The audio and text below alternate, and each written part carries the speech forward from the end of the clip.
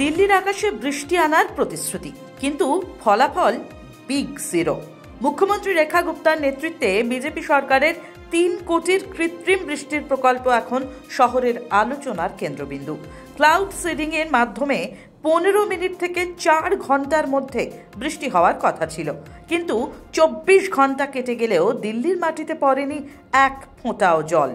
এমনকি পরদিনের ট্রায়ালও বাতিল করেছে আইআইটি কানপুর, কারণ মেঘে পর্যাপ্ত আর্দ্রতা না থাকলে কিছুই সম্ভব নয়। বিরোধীদের তোপ, এটা একটা রাজনৈতিক সার্কাস। তবে সরকারি দাবি, বৃষ্টি না হলেও ক্লাউড সিডিংয়ে দূষণ কিছুটা কমেছে।